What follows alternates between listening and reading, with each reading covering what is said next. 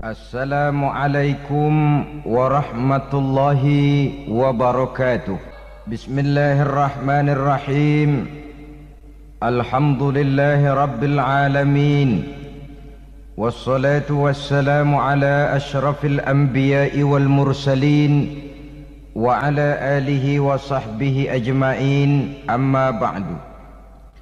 Saudara-saudara kaum muslimin rahimakumullah, salah satu dari misi Islam ialah mengangkat harkat dan martabat manusia yang sebelumnya dibedakan oleh warna kulit, oleh suku bangsa dan bahasa. Seluruhnya diikat dengan satu akidah, menghilangkan perbedaan akibat warna kulit, suku bangsa dan bahasa. Termasuk dalam upaya itu betapa Islam telah mengangkat harkat dan martabat kaum wanita. Maka pada pertemuan kali ini kita akan membicarakan tentang peranan wanita sepanjang pandangan agama. Sebelum Islam datang, nasib perempuan nyaris hanya berputar di segitiga saja: dapur, sumur, kasur. Kasur, sumur, dapur. Seolah-olah wanita terpaut dengan tiga itu tadi. Seolah-olah wanita tidak bisa berbuat lebih banyak daripada itu. Bahkan di tengah masyarakat jahiliyah, bayi perempuan mendatangkan aib sehingga mereka lalu dikubur hidup-hidup. Maka datang Islam dengan tegas mencanangkan satu revolusi yang mengangkat harkat dan martabat kaum wanita. Nabi bersabda, "An-nisa'u imadul bilad, iza saluhat saluhal bilad, wa iza fasadat fasadal bilad." Wanita adalah tiang negara. Jikalau baik wanita, baiklah negara. Jikalau rusak wanita, hancurlah negara. Dalam berbagai ayat Al-Quranul Karim menjelaskan tentang wanita dan peranannya. Al-Quran bercerita tentang Siti Hawa.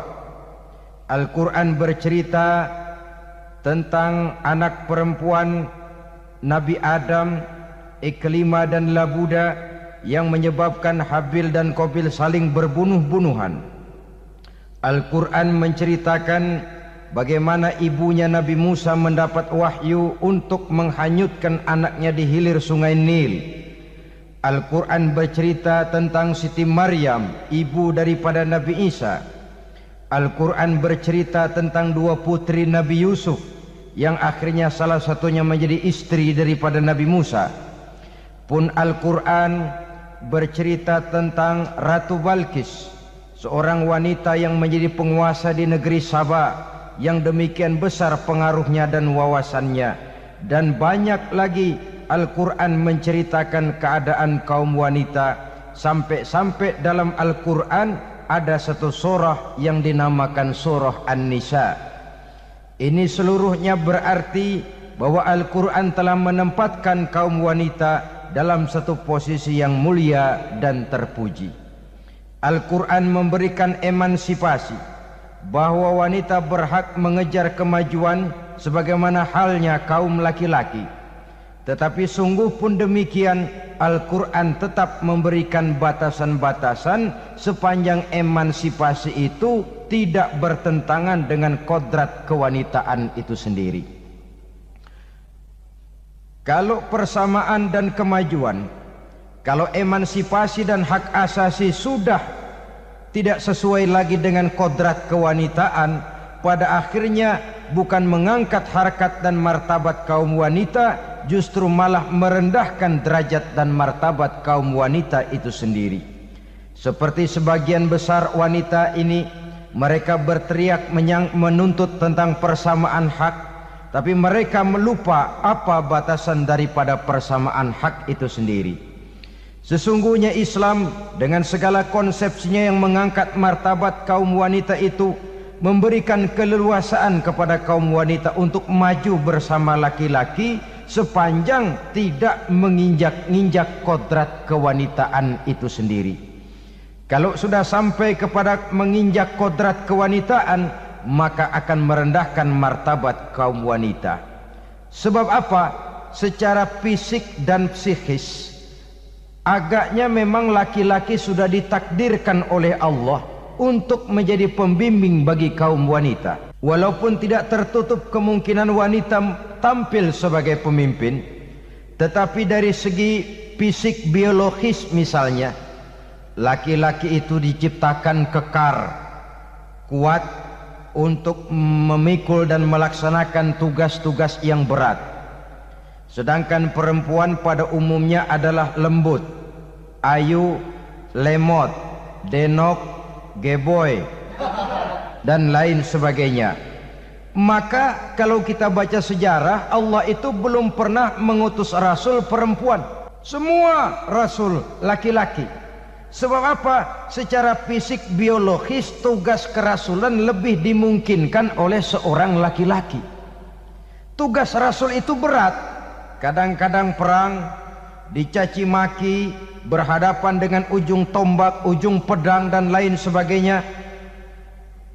Makanya seluruh rasul laki-laki, dan Allah belum pernah mengutus rasul perempuan. Dari segi lain, perempuan itu banyak terhalang untuk melaksanakan ajaran agama.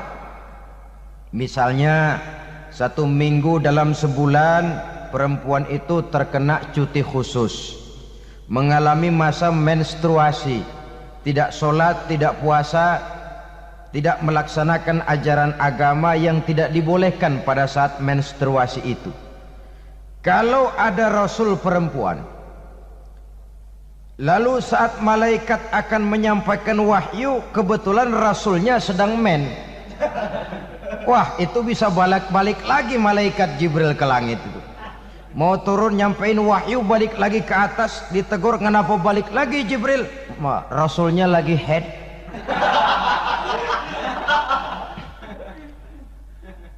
Atau pada saat agama dalam bahaya, agama dalam hinaan, agama dalam ancaman, rasulnya perempuan kebetulan sedang hamil besar. Apa lalu perang ditunda? Pengumuman perang ditunda saja sampai rasul melahirkan. Tentu lebih tidak mungkin lagi. Secara fisik biologis, laki-laki lebih memungkinkan untuk melaksanakan tugas kerasulan ini. Maka seluruh rasul yang diutus Allah adalah laki-laki. Saudara hadirin yang saya muliakan, sungguh pun demikian, Islam itu mengangkat martabat wanita sedemikian tinggi sebagai tiang negara yang menentukan jatuh dan bangunnya negara, yang ikut mewarnai bahkan menjadi warnanya suatu negara. Walaupun peranannya memang tidak begitu kelihatan, tapi sesungguhnya amat sangat menentukan. Oleh karenanya, secara umum emansipasi yang digariskan oleh Islam, emansipasi yang tidak bertentangan dengan kodrat kewanitaan di berbagai aspek kehidupan. Kalau sekarang emansipasi ini kelihatannya sudah salah pasang, salah kaprah. Bahkan belum lama kita menyaksikan bagaimana ada binaragawati. Di zaman sekarang perempuan sudah mulai angkat besi. Saya mulai mikir kalau perempuan sudah pada angkat besi, ini sudah tanda suaminya udah dekat dibanting-bantingin ini. Tahun-tahun mendatang mungkin akan menyusul perempuan mulai narik beca.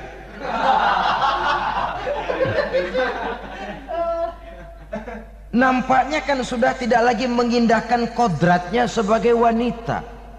Ada olahraga yang hanya pantas dikerjakan oleh laki-laki. Oleh karena itu pada kesempatan ini kita akan mencoba melihat peranan wanita dari berbagai dimensinya. Yang pertama, peranan wanita sebagai istri. Adalah Rasul memilih istri pertamanya Sayyidatuna Khadijah radhiyallahu anha. Kalau pilihan utama beliau pertama kali nikah dengan Siti Khadijah, jelas itu pilihannya bukan karena kecantikan, Kenapa beliau nikahi Siti Khadijah dalam usia 40 tahun Khadijah dan 25 tahun Rasul? Statusnya janda pula. Kalau beliau seorang pemburu kembang, pemburu bunga, kenapa mesti nikah dengan janda berumur 40 tahun? Sedangkan beliau waktu itu masih berumur 25 tahun. Apa sasaran utamanya? Bisa kita lihat nanti setelah beliau diangkat menjadi Rasul. Ternyata Khadijah lebih daripada seorang istri, beliau masuk ke dalam staf Nabi. Orang lain beliau belum beriman, beliau malah beriman lebih dahulu sebagai perempuan pertama yang masuk Islam. Orang lain memusuhi Nabi, beliau malah mengorbankan hartanya untuk membantu perjuangan Nabi. Istri setia semacam ini dengan peranannya sebagai istri yang sedemikian rupa memberikan andil yang sangat besar bagi kesuksesan dan keberhasilan seorang suami. Yakinlah saudara, tidak ada seorang suami bisa meraih sukses yang besar, jadi apapun dia, profesi apapun yang dipegangnya, apa dokter, apa insinyur, apa pejabat pemerintah, apa politikus, apa ekonom, apa budayawan, apa kiai, apa mubalik, tidak ada yang bisa meraih sukses yang besar tanpa peran serta istrinya, walaupun tidak begitu kelihatan dan nampak oleh pandangan mata yang zahir. Sebaliknya, seorang istri bisa mempengaruhi suaminya. Seorang suami yang jujur, polos, lugu, sederhana, bisa jadi koruptor ulung kalau didorong-dorong oleh istrinya. Seorang istri Pak Lurah memang tidak ikut mengatur kelurahan, tapi dia bisa mewarnai suaminya. Seorang istri gubernur memang tidak ikut mengatur provinsi, tapi dia bisa mewarnai suaminya. Sepanjang warnanya positif, tentu sangat baik dan sangat diharapkan. Tetapi kalau warnanya negatif, kiamatlah akibatnya umat ini. Oleh sebab itu, peran pertama dari kaum wanita sesungguhnya adalah sebagai istri yang mendampingi suami untuk mengolah dan melaksanakan tugas-tugas besar. Dari seorang yang paling kecil sampai kepada seorang yang punya jabatan paling tinggi sekalipun, pengaruh dan peranan istri memang sangat menentukan. Saudara hadirin kaum muslimin rahimakumullah, itulah sebabnya Nabi menikah dengan Siti Khadijah. Dan lebih dari itu, sebelum menikah dengan Nabi, Siti Khadijah itu sudah terkenal sebagai pengusaha wanita, business girl kalau bahasa sekarang ini. Bahkan jaringan bisnisnya tidak hanya Mekah saja, tidak hanya antar kota, bahkan sudah antar negara, dari Mekah ke Syam, dari Mekah ke Madinah dan lain sebagainya, yang bahkan kita tahu Rasul pada mulanya pun ikut membantu perdagangannya Siti Khadijah radhiyallahu anha ini. Jadi kalau bercermin dari karier Siti Khadijah, boleh saja wanita bergerak di bidang bisnis, asal memang profesi, bukan karena dengan senjata dan modal kecantikan lalu membujuk dan merayu orang sampai telap sehingga bisnisnya berjalan lancar dengan jalan menjual kecantikannya. Tidak, bergerak di bidang bisnis yang memang profesinya di situ. Tidak ada salahnya. Bisa saja perempuan menjadi business girl seperti yang dicontohkan oleh Siti Khadijah radhiyallahu anha ini. Sebab itu, kontes-kontesan yang hanya bertitik kepada rupa yang ayu saja, rupa yang cantik saja, sesungguhnya bukan hanya tidak bermanfaat, tapi saya pikir juga sangat tidak mendidik. Yang mengajar anak-anak remaja putri kita untuk berlomba-lomba hidup dalam kepalsuan. Alis mata palsu, hidung pesek dimancungin palsu, operasi plastik. Alis matanya dikerik bikin yang palsu, tai lalat lagi bikin yang palsu, gincu bibir dimerahin palsu. Seluruhnya hidup dalam kepalsuan. Akan lebih baik kalau kita ini misalnya mengadakan kontes yang menitik beratkan kepada ketinggian IQ, kecerdasan, kemampuan, skill, keahlian dan kemampuan. Tidak hanya dititik beratkan kepada rupa yang ayu dan cantik semata-mata. Sebab di samping manfaatnya diragukan, juga sangat tidak mendidik buat generasi yang akan datang. Terutama ibu-ibu, peran utama wanita sesungguhnya adalah sebagai istri mendampingi suami dalam melaksanakan tugas-tugas besar. Satu hari serombongan ibu-ibu pernah datang menghadap Rasul mengajukan satu resolusi, protes kalau bahasa kita sekarang. Ya Rasul, ada apa bu? Kalau laki-laki sih enak. Enak bagaimana? Iya, kalau orang laki-laki sholat, perempuan sholat. Laki-laki puasa, perempuan puasa. Laki-laki pergi haji, perempuan pergi haji. Laki-laki menuntut ilmu, perempuan bisa menuntut ilmu. Tapi kalau laki-laki pergi jihad, perang membela agama, kami perempuan tidak bisa ikut jihad perang di medan pertempuran. Padahal pahala jihad sangat besar dan kami ingin mendapat pahala jihad. Tidak adil kalau begini ya Rasul, izinkan kami pergi jihad. Ini perempuan di zaman Rasul, kalau ada kebaikan tidak bisa ikut, rasanya rugi bukan main, lalu protes. Apa jawab Rasul? Beliau senyum. Ibu-ibu jangan khawatir, walaupun ibu-ibu tidak maju ke medan perang, ada ibadah yang pahalanya sama dengan pahala jihad itu. Apa ya Rasul? Beliau menjawab, jihadukunna fi baitikunna. Jihadnya ibu-ibu, jihadnya kaum wanita adalah di rumah tangganya sebagai istri. Memasak makanan suaminya, mencuci pakaian istrinya, mengasuh, merawat dan membesarkan anak-anaknya. Itu seluruhnya bagian daripada ibadah yang pahalanya tidak kurang dengan pahala jihad. Kenapa? Al-Quran itu memberikan sesuatu sesuai dengan kedudukannya. Kalau perempuan pergi perang jihad membela agama, musuhnya laki semua, kayak apa perangnya? Itu musuhnya bisa nggak mau pakai pedang, perangnya udah gulat aja udah. Sehingga Rasul lalu memberikan satu jalan keluar yang membuat wanita-wanita itu lega. Jihadukunna fi baitikunna. Ibu-ibu sih tidak usah khawatir, jihad ibu adalah di rumah tangga ibu-ibu semua. Sejak bangun tidur sampai tidur kembali, nyaris kaum ibu itu 24 jam pekerjaannya. Sebagai istri, dia melaksanakan jihad di rumah tangganya. Peranan wanita yang pertama adalah sebagai istri yang walaupun tidak kelihatan dan menonjol seperti halnya laki-laki, tapi sangat mewarnai, bahkan menjadi warna dari tugas apapun yang dihadapi oleh suaminya. Dulu ada seorang orator, kalau pidato hebat bukan main.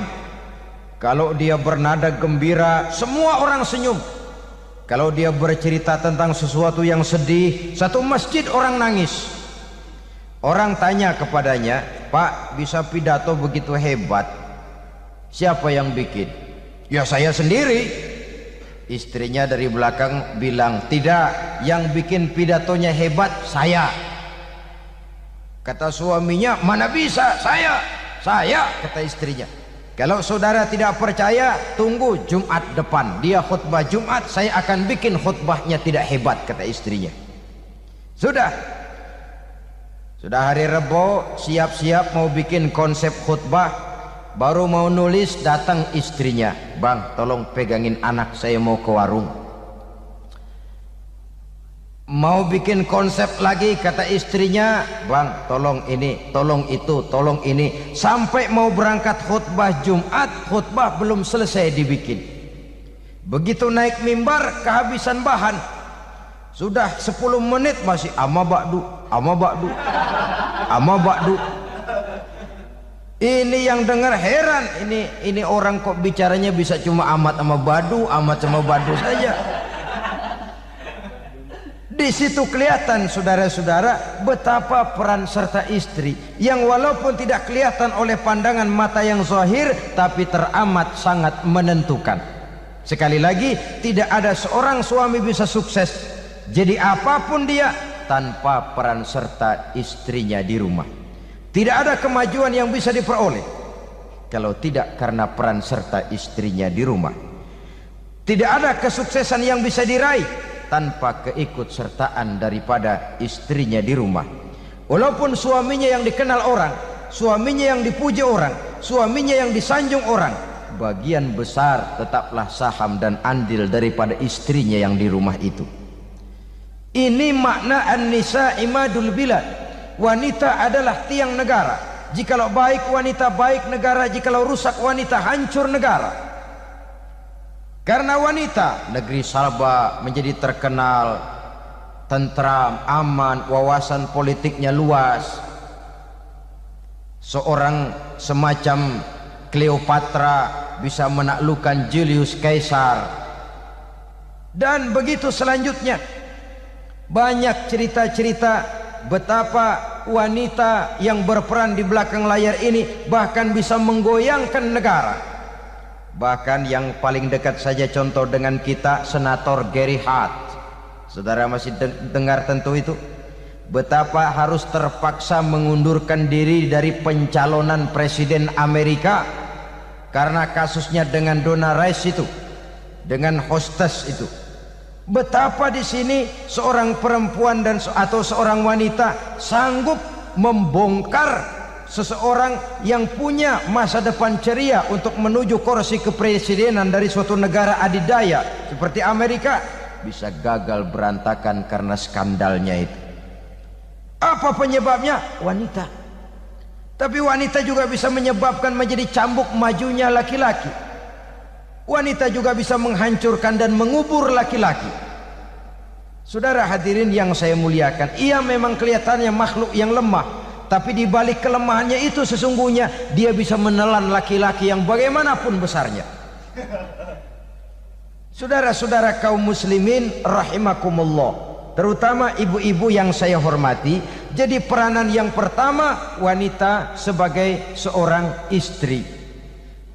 Yang kedua, wanita sebagai ibu. Ini juga sangat besar pengaruhnya dalam membentuk generasi masa yang akan datang. Bapak oleh karena kesibukan tugasnya tentu lebih banyak di luar rumah. Yang nyaris 24 jam di rumah itu ibu. Bagaimana dia merawat anaknya, bagaimana dia menaruh perhatian terhadap anaknya, bagaimana ia melimpahkan kasih sayang kepada anak-anaknya, akan membentuk kepribadian anak dan artinya membentuk generasi yang akan datang. Kalau seorang ibu sudah cuek-cuek saja kepada anaknya, padahal Quran mengatakan al-jannatu tahta aqdamil ummahat, surga di bawah telapak kaki ibu. Hadis ini bisa kita artikan macam-macam. Pertama, anak tidak akan mendapat kebahagiaan tanpa ridho daripada ibunya. Kedua, ibu adalah wanita agung yang harus ditaati. Ketiga, neraka atau surga anak bergantung kepada ibu, bagaimana dia mewarnai anak.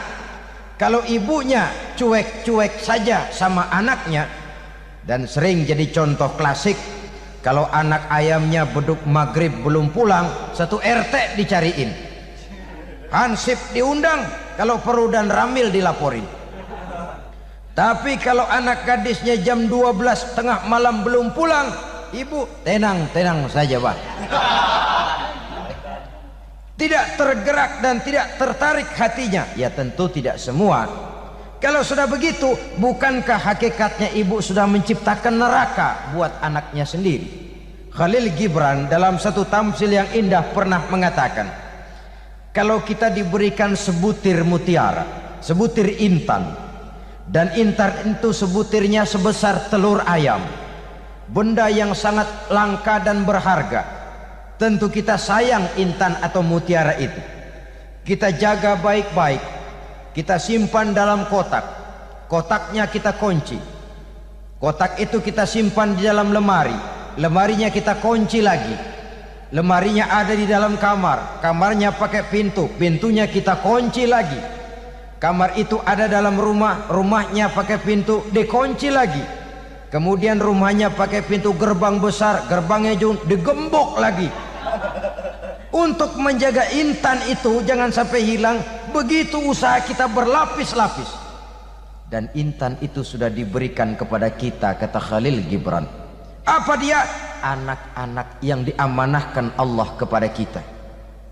Itu intan-intan mahal, itu mutiara-mutiara pilihan yang dititipkan dan diamanahkan untuk kita jaga sebaik-baiknya. Haruskah dia sia-sia di tangan kita? Haruskah dia merana jatuh di tangan ibu yang tidak punya tanggung jawab? Saudara hadirin yang saya muliakan, oleh karenanya peranan sebagai ibu ini sangat menentukan bagi pembentukan generasi yang akan datang. Salah ibu mengarahkan anak, akan lahir generasi mendatang yang tidak kita harapkan.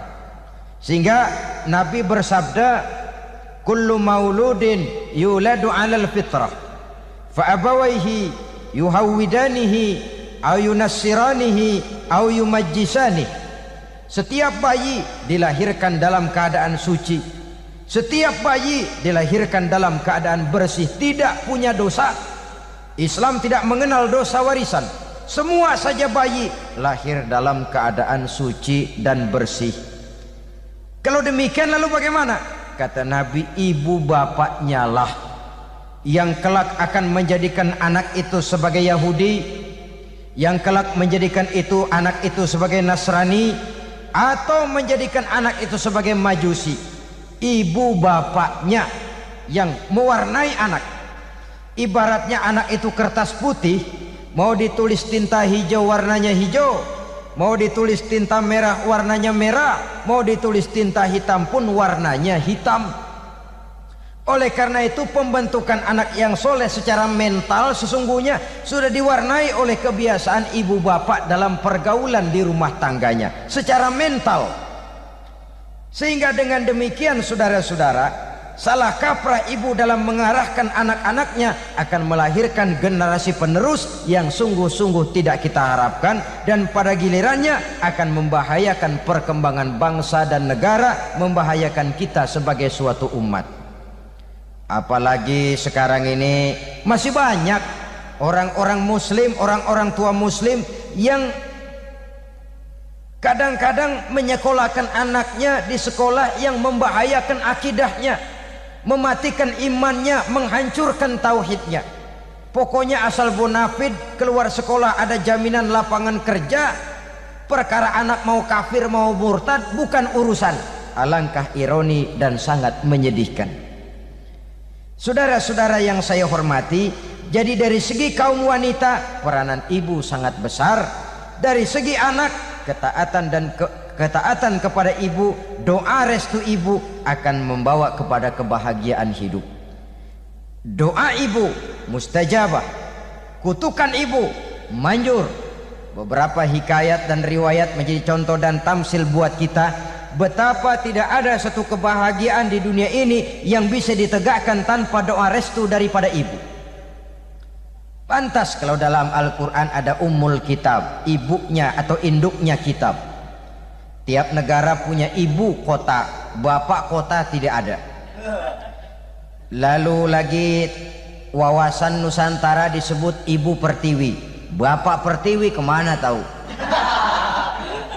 Saudara hadirin yang saya muliakan, lalu dalam peringatan hari-hari besar nasional ada yang namanya Hari Ibu.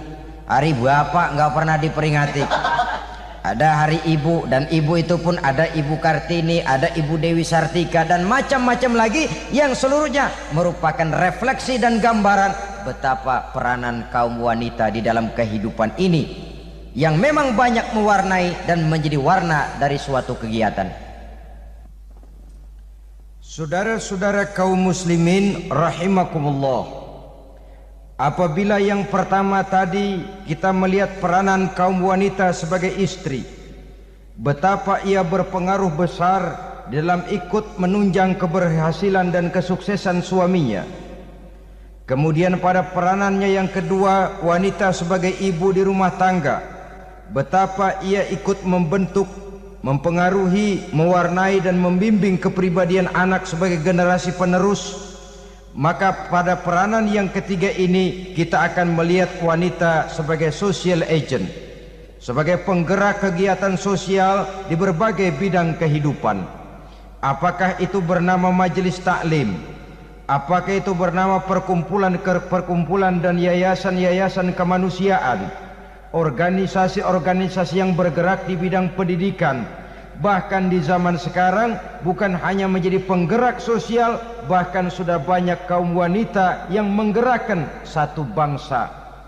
Dunia mengenal Margaret Thatcher, dunia mengenal Indira Gandhi, dunia mengenal Bandara Naike, dunia mengenal Corazon Aquino, dunia mengenal Golda Meir dulu itu dari Israel, dunia mengenal Imelda Marcos yang ambisius tapi yang kemudian melangkah kepada jalan yang negatif dari tujuan semula. Ini bukan hanya sekedar social agent, tapi bahkan sudah mengarah kepada menggerakkan dan mewarnai suatu bangsa. Islam membuka pintu ke arah itu. Wanita duduk dan berfungsi sebagai social agent, mengurus berbagai macam perkumpulan yang bertujuan kepada kebajikan, menyantuni yatim piatu, memelihara kesehatan, menyayangi binatang, memelihara kelestarian lingkungan dan lain sebagainya.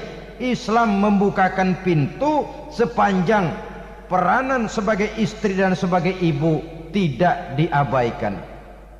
Ini sebab yang utama. Salah seorang perempuan, kaum wanita, kalau terlalu aktif berorganisasi, terlalu aktif bermasyarakat, terlalu aktif dalam berbagai macam perkumpulan, lalu melupakan tugas utamanya sebagai istri dari suaminya, sebagai ibu dari anak-anaknya. Ibu asik rapat sana rapat sini, anak tidak pernah diajak rapat, akhirnya si anak bikin perkumpulan sendiri, rapat menurut versi mereka, sehingga akibatnya yang timbul anak merasa kurang diperhatikan oleh ibunya. Ngaji bagus, tapi kalau sepanjang hari ngaji saja, suami pulang mau makan tidak ada makanan, mau berganti pakaian belum lagi diteriska pakaiannya, tentu ini melupakan fungsi yang utama. Kegiatan sosial, kegiatan di organisasi adalah jadwal kegiatan setelah fungsi sebagai istri dari suami, sebagai ibu dari anak-anak dilaksanakan dengan sebaik-baiknya. Bukan tidak baik ngaji, kalau dari ngaji ke ngaji saja, bangun tidur ngaji, jam 7 ngaji, berangkat jam 11, sholat zuhur berangkat ngaji lagi, pulang sore, malam ngaji lagi. Suami tidak terurus, anak-anak pun terbengkalai, rusaklah rumah tangga. Dan bukankah satu bangsa terdiri dari satu tatanan masyarakat, dan tatanan masyarakat yang paling kecil bernama keluarga. Keluarga merupakan unit dari masyarakat, unit yang terkecil, dan keluarga terdiri dari pribadi-pribadi yang merupakan bapak, ibu, dan anak-anak. Sehingga masyarakat bangsa yang baik terdiri dari masyarakat yang baik, masyarakat yang baik tersusun dari keluarga-keluarga yang baik, dan keluarga yang baik akan muncul dari pribadi dan individu yang baik. Pribadi dan individu yang baik yang sadar mana kewajiban yang primer, mana kewajiban yang sekunder. Sebagai social agent, dia lalu mawas diri dengan tetap mempertimbangkan kodrat kewanitaannya itu tadi. Saya ikut prihatin kalau ada perempuan main sepak bola, dan saya yakin betul kalau perempuan main sepak bola yang nonton pasti bukan nonton bola. Ya mungkin bola juga, tapi bola yang mana itu wallahu a'lam. Boh, ya dicari olahraga yang sesuai dengan kodrat kewanitaan begitu. Dicarilah olahraga yang sesuai dengan kodrat kewanitaan. Sepak bola sudah maju, ya belakangan saya katakan tadi muncul lagi wanita angkat besi. Belakangan bisa kita bayangkan wanita main tinju. babak belur sudah kalau sudah begitu. Kemajuan dengan melupakan kodrat kewanitaan akan menyengsarakan kaum wanita itu sendiri. Silahkan maju menjadi social agent, menjadi penggerak di masyarakat. Para istri Rasul bisa kita jadikan satu figur. Siti Khadijah, figur sebagai istri pendamping yang setia. Dikala suaminya bingung, ia tampil memberikan pandangan. Dikala suaminya bingung, ia memberikan tanggapan. Dikala suaminya dimusuhi orang, ia menampakkan kesetiaannya. Kau tidak sendiri bang, aku di sisimu. Dikala jiwanya gelisah ketika pertama kali menerima wahyu berhadapan dengan malaikat Jibril, Khadijah yang menghibur. Kalla ma yukhzikallahu abada. Tidak apa-apa bang, Allah tidak akan menyusahkan kau untuk selamanya. Tenang sajalah, tenang. Abang orang baik-baik, Allah tidak akan menyengsarakan abang. Peran sebagai istri. Dan Rasul mantap. Sehingga bertahun setelah Khadijah wafat selalu terkenang dan dikenang oleh Rasul. Pernah satu saat beliau itu seperti orang melamun. Aisyah tanya, kok seperti ngelamun bang? Iya kata Rasul, saya seperti mendengar suara terompahnya Khadijah di surga. Padahal Khadijah sudah lama wafat. Aisyah mendengar itu rada sedikit manyun. Kata Aisyah, bang cukup sekali ini saja, jangan sebut-sebut lagi nama itu ya. Cemburu rupanya. Ya soal cemburu sih nggak bini Nabi, nggak bini kita, namanya cemburu. Perempuan mesti ada. Apa jawab Rasul? Ya Humairah, Aisyah, haruskah saya melupakan seseorang yang dikala orang lain memusuhi saya, dia mati-matian membela saya. Dikala orang lain mau membunuh saya, dikorbankan hartanya untuk membantu perjuangan saya. Mestikah saya melupakan orang yang begitu baik? Tidak Aisyah. Sepanjang nafas masih ada, sepanjang itu saya tidak akan bisa melupakan Khadijah sayang. Peran sebagai istri Khadijah ini, peran sebagai istri. Suaminya bingung, istrinya memberikan hiburan. Kadang kan tidak, suami bingung, istri bingungan lagi. Ya sudah, mari ramai-ramai kita bingung sudah. Bukan mencari jalan keluar, yang sudah bingung malah ditambahin bingung lagi. Saudara hadirin yang saya hormati, lalu figur Siti Aisyah, muda, cantik, kreatif, cerdas. Kalau bahasa sekarang barangkali wanita karier ini. Ini figur-figur loh. Jadi punya keistimewaan masing-masing, sehingga ada pilihan. Ya tentu orang mencari istri itu kan karena ada dasar pilihan. Mungkin rupanya kurang menarik tapi akhlaknya bagus. Mungkin akhlaknya sedang-sedang saja tapi potongannya cakep, masih ada pilihan. Sudah potongan jelek, akhlak bejat. Emangnya lu milih merem tempo hari ya?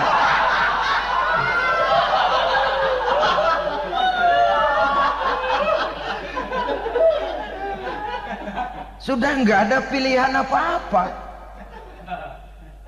Lalu ada istri yang punya keistimewaan karena sifatnya yang sabar. Ada yang wataknya itu pemurah. Ada yang sifatnya itu belas kasih. Pendeknya dari istri-istri Rasul kita bisa menemukan figur-figur wanita teladan. Sehingga keliru kalau kaum orientalis barat mengatakan Rasulullah itu katanya sesungguhnya adalah seorang seks mania, istrinya banyak. Oh ini memang bajingan ini orientalis ini. Kalau Rasulullah itu seorang seks mania, tentu yang dinikahinya itu pertama jelas gadis semua, yang kedua tentu cantik-cantik semua. Dari istri-istri beliau yang dikawininya dalam keadaan gadis cuma Siti Aisyah. Selebihnya janda. Apa pertimbangannya? Menyantuni yatim-yatimnya, mengayomi janda-janda yang ditinggal suaminya gugur di medan perang, untuk memperkuat keimanannya. Itu pilihan utama Rasul. Kita sekarang ini ya ngakunya sih ikut sunnah Rasul, cuma sunnahnya urusan kawin melulu. Ada duit sedikit, kawin maning, kawin maning. Ditanya orang kenapa kawin melulu, sih mas sunnah Rasul. Bukan main. Kalau sudah urusan kawin pahlawan betul sunnah Rasul. Padahal kawin lagi dalam Islam itu sungguh pun boleh, tapi tidak diperintah. Tidak diperintah, memang cuma boleh. Itu kalau dalam pesawat itu cuma semacam emergency exit lah ya. Yang tidak boleh sembarang waktu bisa dibuka. Kalau memang sanggup berlaku adil, tafadhol. Kalau tidak, satu juga nggak habis. Lagian saya kira perempuan itu kan cuma perbedaan rupa saja, perbedaan selera saja. Seperti singkong dengan sate, bedanya kan cuma di tenggorokan. Kalau sudah masuk ke perut, kenyangnya kan sama. Perempuan cuma berbeda dalam selera, rasanya barangkali ya, barangkali.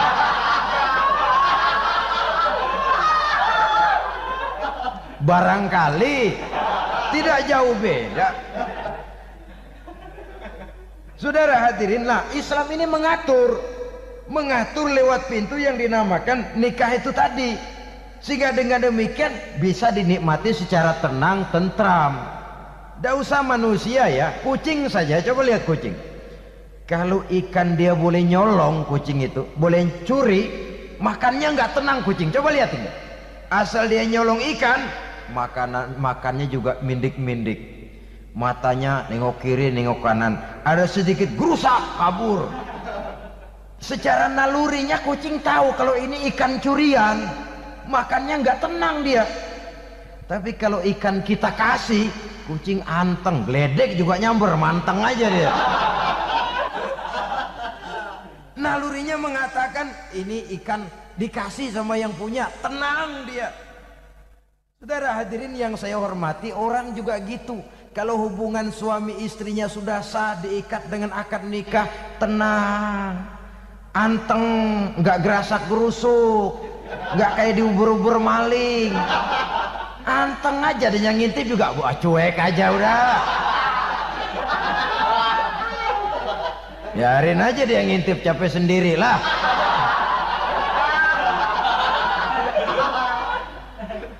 Tapi kalau nyuri-nyuri, coba lihat dah. Mana di kebun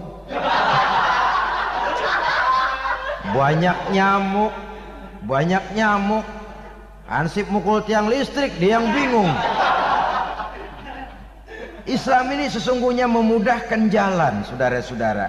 Jadi sebagai social agent, wanita bisa berperan untuk itu, apalagi untuk hal-hal yang menyangkut wawasan kemanusiaan, di mana kaum wanita karena emosinya lebih tinggi daripada kaum laki-laki, dia sangat peka terhadap masalah-masalah yang menyangkut kemanusiaan.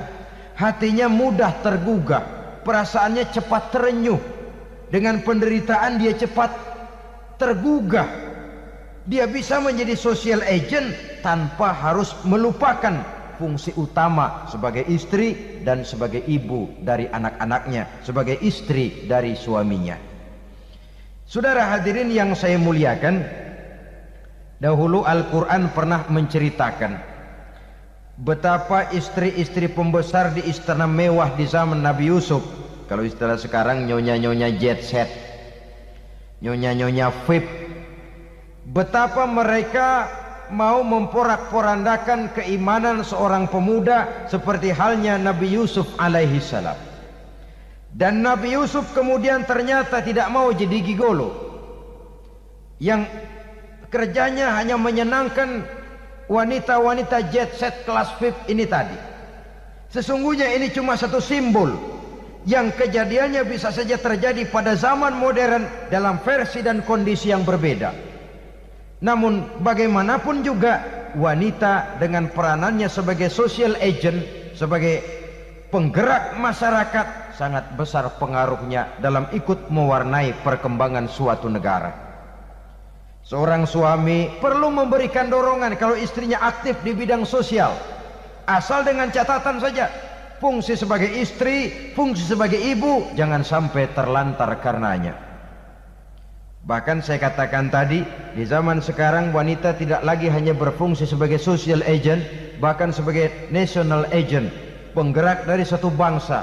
Muncul wanita-wanita yang jadi menteri, yang jadi anggota DPR, bahkan yang jadi kepala desa dan lain sebagainya. Secara umum memang ar-rijal qawwamuna 'alan nisa. Laki-laki adalah pembimbing bagi kaum wanita karena kelebihan fisik biologis, kelebihan kemampuan intelektual dan lain sebagainya. Namun wanita pun boleh saja menjadi social agent sepanjang catatan yang saya sampaikan tadi. Jangan sampai melupakan kodrat kewanitaan, jangan sampai mengalahkan fungsi sebagai istri dari suaminya, sebagai ibu daripada anak-anaknya. Nah, kemudian fungsi yang keempat di bidang ilmu pengetahuan. Islam memberikan kesempatan yang sama kepada kaum wanita. Thalabul ilmi faridatun ala kulli muslimin wa muslimatin. Menuntut ilmu itu wajib hukumnya bagi orang Islam, baik laki-laki maupun perempuan. Sampai dibentuk kalimat pengecuali khusus ini, muslimin wa muslimatin, bagi muslim laki-laki, bagi muslim perempuan. Dan alhamdulillah, kalau dulu di zaman Raden Ajeng Kartini nasib perempuan berada di balik pintu yang digembok rapat-rapat, siklusnya berputar cuma sumur dapur kasur, kasur sumur dapur, dapur sumur kasur. Melingkar di situ satu saja peranan kaum wanita. Memberontak jiwa Raden Ajeng Kartini, menuntut persamaan bahwa wanita berhak maju sama dengan laki-laki. Entah Islam sejak 14 abad yang lalu sudah mencanangkan ini, menuntut ilmu wajib bagi laki-laki dan perempuan beragama Islam. Orang Islam baik dia laki-laki, baik dia perempuan, wajib menuntut ilmu. Ilmu dalam artian umum, tidak hanya sekedar fikih tauhidnya, ya di bidang kedokteran, di bidang teknik, di bidang hukum dan lain sebagainya. Ini yang perlu dibanggakan. Kalau perlu ini yang perlu diadakan kontes. Kontes IQ. Wanita yang paling berprestasi di bidang ilmiah, wanita yang punya prestasi di bidang menjaga kelestarian lingkungan hidup, wanita yang punya prestasi menggerakkan sosial, menyantuni yatim piatu, memelihara kesehatan. Adakan kontes macam itu untuk mendorong. Ini enggak, kalau kontes yang diukur betis, bibir, pinggul, payudara, lubang hidung, ukur sekalian kita. Apa manfaatnya dan apa unsur pendidikan yang ada di dalamnya? Tidak menguntungkan, tidak mendidik, dan tidak membawa manfaat. Kecuali lalu yang timbul pola hidup konsumen, pola hidup konsumer, pola hidup yang material, pola hidup yang wah, pola hidup yang gemerlapan. Ya, kalau oleh anak-anak muda yang terjangkau, kalau tidak, dia hanyut ditelan mimpinya. Dia ingin bergaya hidup jet set. Sementara dia dihadapkan oleh kenyataan bahwa dia tinggal di kampung, ibu bapaknya orang kampung, dan lain sebagainya. Jiwanya berontak, terjadilah kegalauan, terjadilah kerancuan, terjadilah komplikasi, perang di batin antara keinginannya dengan lingkungan nyata yang dihadapinya. Dan kalau sudah ada gejala semacam itu, penyakit-penyakit kejiwaan akan mudah muncul. Ini gejala terutama buat orang-orang yang tinggal di daerah transisi. Kota besar bukan, kampung banget juga enggak, daerah cekak. Akibatnya gayanya ya sering gaya enggak karu-karuan, gaya kepalang tanggung jadinya. Saudara hadirin yang saya muliakan, akhirnya apa? Santri tapi lagunya kayak koboi. Koboi tapi sesungguhnya santri. Saudara hadirin yang saya hormati, dengan demikian maka di bidang ilmu pengetahuan wanita mempunyai peranan yang sangat besar. Dia bisa tampil dengan karya-karya ilmiahnya yang membawa manfaat bagi perkembangan agama, bangsa dan negaranya. Majulah kaum wanita dengan ilmu pengetahuan, tuntutlah ilmu seluas-luasnya. Kita hidup di satu negara yang merdeka, kita beragama yang memberikan satu keyakinan bahwa menuntut ilmu merupakan kewajiban, bahwa peranan wanita tidak hanya di belakang dapur, lain sebagainya yang seluruhnya terpantul dari dinamika kehidupan kaum wanita. Saudara-saudara kaum muslimin rahimakumullah. Kemudian yang kelima, peranan wanita dalam bidang agama. Kita bersyukur sekarang ini gejalanya dimanapun pengajian, biasanya lebih ramai pengajian ibu-ibu dari bapak-bapak. Peringatan hari-hari besar keagamaan, biasanya lebih ramai ibu-ibu daripada bapak-bapak. Pengajian ibu lebih ramai. Padahal kalau bicara sibuk, lebih sibuk ibu daripada bapak misalnya. Kalau sudah pengajian bapak-bapak, biasanya pengajiannya ramai cuma 3 giliran itu. Pembukaan, maulid, penutupan. Kalau sudah yang rutin pengajian tiap minggu, 3 pojok yang ngaji. Yang atu nguap, yang atu pules, yang atu ngiler. Saudara hadirin yang saya muliakan, ada badan kontak majelis taklim yang merupakan wadah daripada kegiatan ibu-ibu. Ada Ittihadul Muballighat, Persatuan Muballighat, ada Persatuan Para Asatizah, dan macam-macam lagi peranan ibu-ibu di dalam kehidupan beragama. Tapi sesungguhnya harus dimulai dari bagaimana si ibu mewariskan jiwa agama kepada anak-anaknya di rumah tangganya. Kalau itu gagal, dia mau melangkah ke masyarakat, dia sudah gagal sejak awal sesungguhnya. Keberhasilannya dia menata masyarakat akan mengakibatkan dia nanti bernasib seperti Nabi Nuh. Berhasil mengajak beberapa orang kafir mengikuti ajarannya, tapi gagal mengislamkan putranya sendiri Kan'an. Bukan tidak berusaha, tapi memang Allah sudah menghendakinya sedemikian untuk menjadi contoh buat kita semua.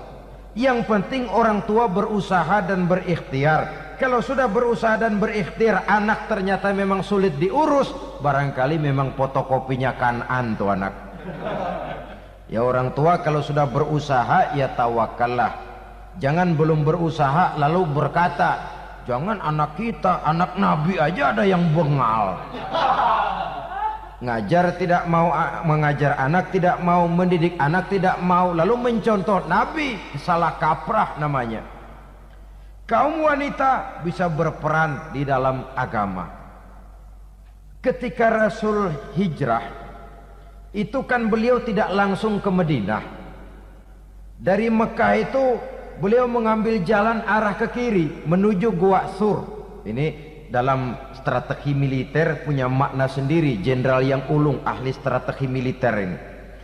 Di Gua Sur sana beliau tinggal 2 hari 3 malam. Siapa yang membawa makanan ke Gua Sur?